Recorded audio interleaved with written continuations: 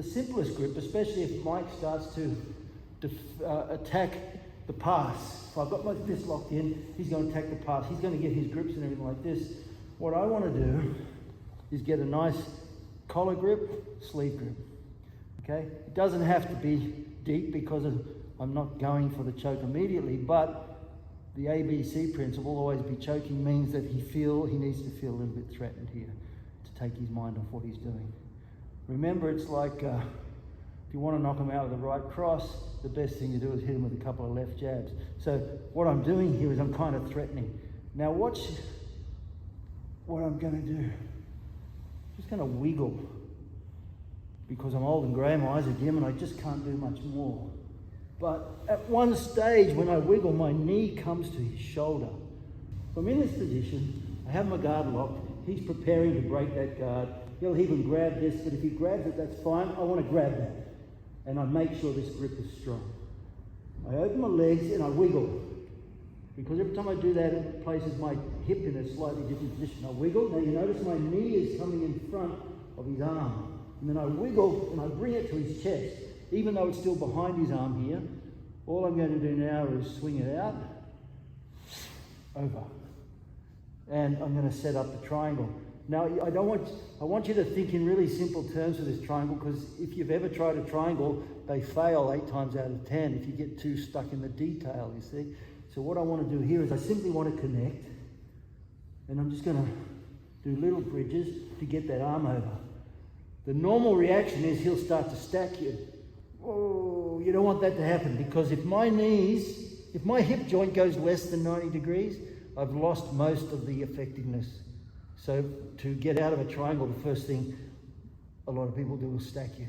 So to prevent that, what I'm going to do is as he stacks, I'm just going to push his head, just like that. Okay? Squeeze, change. I don't even have to think too much about locking my foot behind the knee. It's too hard for a lot of people. What I am going to do is squeeze my knees and pull his head. It's that simple. Okay, so this is a super duper simple triangle. I'm in here, I get the grips. Wiggle, wiggle, and that wiggle takes my knee out. Doesn't matter where his arm is, because the next wiggle I'm bringing my knee to his chest. And I'm pulling here and pushing there. Mike will feel there's a push-pull going on. My foot pops out, and then, boom, slide over, lock my feet. Up, up, up, up, get that across. He stacks, I'm going to push, not let him stack. If he stacks, you're going to lose it. Okay? What we're doing here is stopping the stack, then squeezing my knees and pulling the head down. It's that simple. Any questions? Yeah, this one's a bit different. You're not cutting off on the 90 degrees. Yes, that's the whole key. The reality is if I do a triangle, the way I really like to do a triangle, lock it in, but normally what I do is I go bang and I nail it right there. Bang! And I change this angle and I get under the leg or under the arm to make sure I've got that 90-degree angle and pushing really tight. Yeah, so you'll even get the triangle tap without even crossing your legs. But this one I'm trying to recognize that often getting that angle is tricky. So all I'm going to do is work the idea of this wiggle, come in, and then I just want to work the feeling of stopping him from reposturing. See that? Push, push, push, push, get that arm over. He starts to stack, I'm going to push him back again, and then when I'm ready, pull the head down. See, I don't even change angles here. And I just want to show you some really simple but very effective ideas that you can use. So the first one we want to do is make sure we get the right grips. So, and then what I'm doing is rather than think about trying to close the triangle, I'm thinking about bringing my knees together. The most important thing is to think bringing the knees in, yeah. I have to say, one of the big things that I got from training with Legato, Professor Legato, Professor Gies, one of his teachers, and also Professor Braulio Estima, was this incredible constant tension that all of the students use in creating frames and guards and squeezing the legs, so the adductors are really, really important. So here with this grip, we've got this. I want to work the wiggle, but he brings his arm back in and prevents it. Okay, so what I'm going to do now is I'm going to keep this, slide it up, and take this one underneath. Okay, look at the angle change, and I push it. That's all you do. Now, I also recognise that Mike's no dill, and he's a lawyer, so I need to be very careful about what I do. So sometimes what they'll do is they'll do a mobile phone thing. They'll come up to prevent, and like, who's ever had that happen to them? As soon as they do that, that's the first way to prevent a solid choke, is now I have no choke. Is that fair? Yes. So what I'm going to do is pull down, slide this arm all the way through, and push that out of the way with my elbow.